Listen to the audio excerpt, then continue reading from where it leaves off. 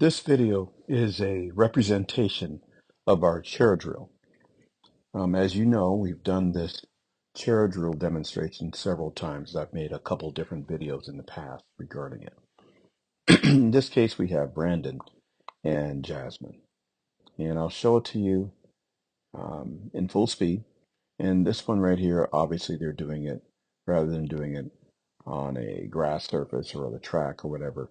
They're actually doing this in the pit. This is actually the most advanced variation of this particular drill because it's most like an actual jump. And I'll show it to you again a little bit slower. Now, as always, what we want to do is we want to set up the drill where the arms are extended. And in this case, Brandon lets his elbows bend just a little.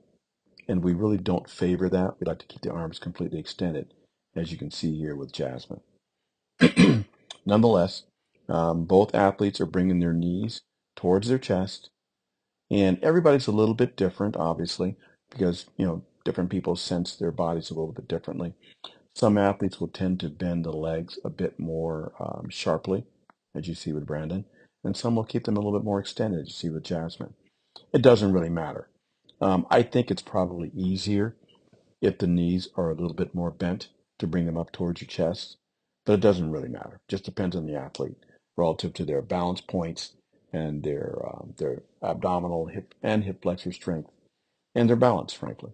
What is important to do, though, when doing this drill is to be sure that we are positioning ourselves towards the edge of the chair rather than towards the middle.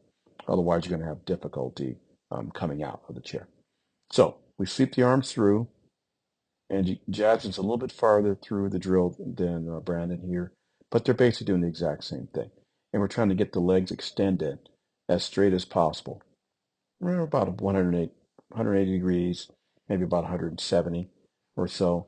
Realistically, when you jump, they will not be that extended.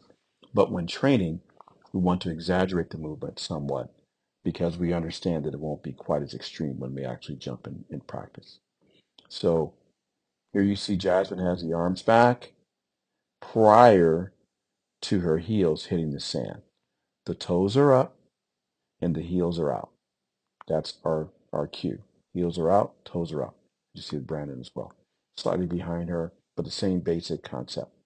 Then from there, what will happen after the athlete hits, they will then pull the heels back and bend the knees forward, which will then send their hips up and over where their heels hit. Now, obviously they're not moving because they're not jumping, but our goal is to try to put our buttocks, you look at Jasmine here, into the hole that's made by the heels. And you can see the hole there, and you see where her buttocks goes. As they do that, the athlete's then going to sweep the arms around in front of them as if they're going to hug themselves around towards the front, as you can see here, like that. Okay? We do not wish to swing the arms low because if you swing them low, they're going to scrape, the hands are going to scrape the sand and it'll cause you to lose distance on your jump. You see Jasmine doing it and you watch Brandon here. He pulls the heels, bends the knees, and he's going to try to sit his buttocks into the hole that his heels make. That's the extent of the drill. If you can do this from a stationary position out of a chair, then when you're actually moving through the air forward, you should be able to save the jump without turning sideways, doing anything crazy, or over rotating or anything along those lines. Because remember, as you hit the sand will move.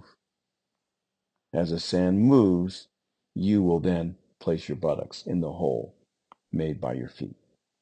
And that is essentially the chair drill.